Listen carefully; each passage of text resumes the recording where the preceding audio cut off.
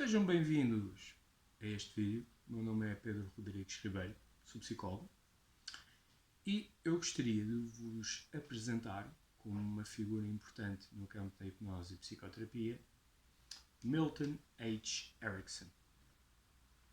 Tal como todos os outros vídeos, este vídeo não é autobiográfico, portanto eu não vou fazer uma exposição longa sobre a vida e o trabalho de Milton Erickson, mas sim descrever a sua importância.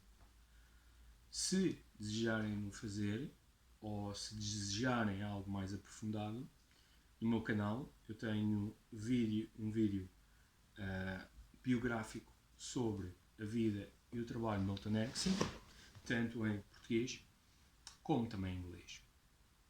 Dito isto, Milton H. Erickson foi um psiquiatra americano e considerado por muitos o pai da hipnose moderna. Erickson foi uma figura tão controversa como importante como essencial para o mundo da hipnose e também da psicoterapia, tanto com as suas ideias como pelas suas abordagens. De modo a perceber isso, há que entender que Milton Erickson, no seu treino enquanto psiquiatra, foi inicialmente exposto ao modelo psicanalítico, porque naquela altura o modelo psicanalítico era um modelo que tinha mais força, mais prevalência dentro da especialidade de psiquiatria, não só pela sua importância histórica, mas também porque muitas das pessoas que praticavam a psicanálise, que eram psicanalistas, também eles próprios eram médicos. Breuer, Freud, Karl Abraham, Melanie Klein, etc. Portanto, naquela altura, quem estava na especialidade da psiquiatria, em termos terapêuticos, era exposto à psicanálise. No entanto, as ideias freudianas, especialmente relativas ao inconsciente, eram ideias às quais Erickson não concordava ou não se sentia confortável. Para Milton Erickson, o inconsciente é uma metáfora de um reservatório do conjunto de aprendizagens e de recursos que nós vamos adquirindo ao longo da nossa vida. Alguns desses recursos e algumas dessas aprendizagens podem ser acedidas para o consciente e que nós temos perfeita noção que elas existem, outras que elas se encontram disponíveis nos momentos em que nós mais precisamos. Daí que Milton Erickson dizia muito para confiar no inconsciente, que o inconsciente era uma entidade muito inteligente, muito sábia. Claro que quando uma pessoa chega em psicoterapia, reconhecendo que ela tem um conjunto de aprendizagens e de recursos, às vezes as razões pelas quais esses recursos e essas aprendizagens não surgem ou não são reconhecidas é porque existem barreiras que interferem ao seu ressurgimento, à sua consciencialização, à sua integração com o consciente. Daí que sejam utilizadas formas de comunicar com essas barreiras, com essas partes, de modo a que a pessoa perceba esses recursos e como os pode utilizar. E a forma como Erickson comunicava era com a utilização de hipnose. Erickson, enquanto psiquiatra, foi exposto à hipnose pela mão de Clark Hall. Clark Hall era um comportamentalista muito famoso e um dos, se não o primeiro investigador no campo da hipnose. Hall foi o responsável pela criação ou por toda a gênese de trabalhos e toda a onda de investigação no campo da hipnose que ainda hoje acontece.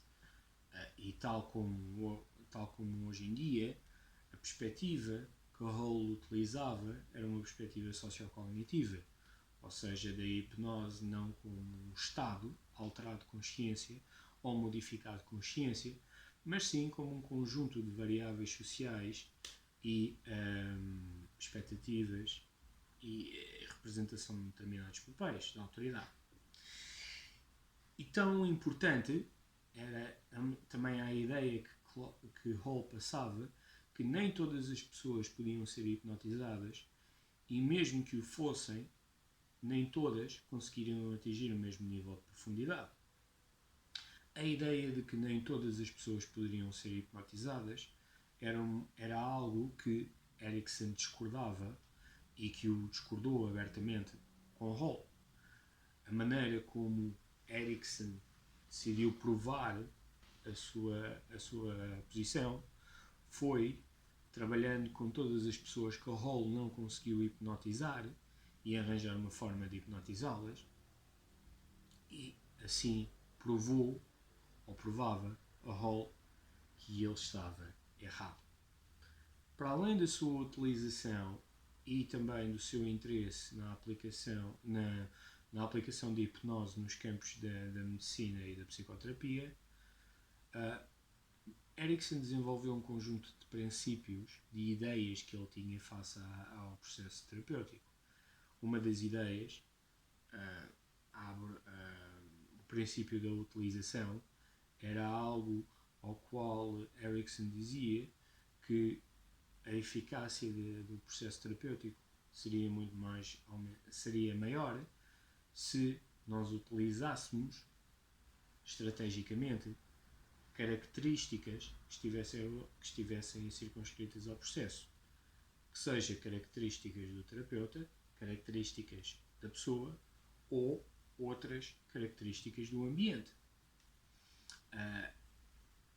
Para além deste princípio da utilização, Erikson assumiu que todas as pessoas eram diferentes, com características diferentes, e também elas próprias tinham necessidades diferentes.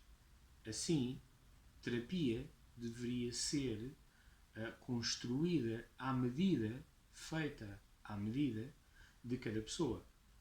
A maneira como eu faço terapia com um paciente específico deve ser diferente daquela que eu faço com outro paciente. E isto é aquilo que ele chamou de tailoring, processo de tailoring. Isto faz com que a abordagem ericksoniana à psicoterapia e à hipnose seja uma abordagem um pouco mais idealista e filosófica, já que Erikson nunca estabeleceu cientificamente a formulação dos princípios de como ele fazia terapia, e isso nunca foi investigado. Por isso é que não existe um manual sobre as abordagens ericksonianas à hipnose e à psicoterapia, e isso tem sido uma grande crítica ao longo dos anos. O facto de nós não conseguirmos estudar essa abordagem. Em termos de eficácia, aquilo que nós temos são relatos por parte das pessoas que vivem e que praticam essa abordagem. Portanto, investigação qualitativa, por assim dizer. Não obstante, as ideias e as visões de Erikson ajudaram a impulsionar todo um ramo de diferentes abordagens, como terapia focada nas soluções, a abordagem da terapia focada nas soluções, terapia estratégica, terapia familiar, algumas formas de terapias ou de abordagens terapêuticas focadas nos recursos e assim sucessivamente. Algumas das pessoas que interviram com Erikson também são pessoas bastante famosas, como o antropólogo Gregory Bateson e na altura a sua mulher Margaret Mead. Também um grupo de grande investigação na terapia estratégica e preponderante na terapia familiar, John Wickland, Richard Fisk, Paul Watzlawick, Jay Haley, que popularizou o trabalho de Ericsson. Haley, depois de ter saído desse grupo de investigação de Palo Alto, juntamente com Chloe Mendanes, fundou uma forma estratégica de terapia familiar, que hoje em dia também ainda continua a ser muito popular. E toda uma outra onda. Também a sua formulação no campo da hipnose levou a que houvesse uma evolução grande, especialmente na forma como a hipnose era vista e era realizada em contexto terapêutico. Uma forma mais adaptada a cada pessoa, uma forma mais permissiva, mais eloquente, mais evocativa, com a utilização de elementos metafóricos, de analogias, de experiências do cotidiano e, portanto, uma forma diferente de fazer hipnose ao qual nós tradicionalmente estávamos habituados. Essa forma veio a originar, ainda hoje, muito interesse, muitos cursos e muitas abordagens que eles próprios dizem como ericksonianos, mas quando nós vamos investigar ou quando nós vamos perceber esse trabalho e essa forma de estar dessas pessoas, a única parte ericksoniana que nós conseguimos identificar é a utilização permissiva de padrões de linguagem hipnótica. E isso é apenas um ponto, ou muito pouco, da abordagem ericksoniana à hipnose e psicoterapia, e que, portanto, a abordagem ericksoniana tem muito mais do que isso. Portanto, ser ericksoniano só sendo permissivo é bastante relativo e bastante redutor, por assim dizer. Em memória do trabalho e da vida de Milton Erickson, um dos seus alunos próximos, Jeff Zeig, criou a Fundação Milton H. Erickson, sediada no Arizona. A fundação tem como objetivos a formação, a divulgação e a preservação da vida e do trabalho de Milton Erickson. Agrupada à fundação existem vários institutos espalhados pela Europa, pela América e pelo continente asiático, que em Portugal existem 2, e a fundação também tem sido responsável pela organização de conferências e de congressos muito importantes, quer nas abordagens ericksonianas, quer na psicoterapia no geral. Por exemplo, a Evolution of Psychotherapy Conference, que é considerada a conferência ou congresso de psicoterapia mais popular e maior do mundo, maior, perdão, essa ocultância, mas também congressos na área da terapia de casal, na área da terapia familiar, na área da terapia estratégica, e no ano passado nós assistimos ao último congresso das abordagens ericksonianas. Não obstante, Erickson é sem dúvida uma figura relevante no campo da hipnose, considerado o pai da hipnose moderna, mas também no campo da psicoterapia, não só pelo criticismo que se pode fazer, mas também estou convencido que através desse criticismo também se permitiu a evolução, o pensamento evolutivo no campo, também pela quantidade de abordagens que saíram ou que foram criadas, inspirando-se na figura e no trabalho de Milton Erickson, e finalmente por aquilo que eu vejo como sendo um dos primeiros terapeutas integrativos que surgiram.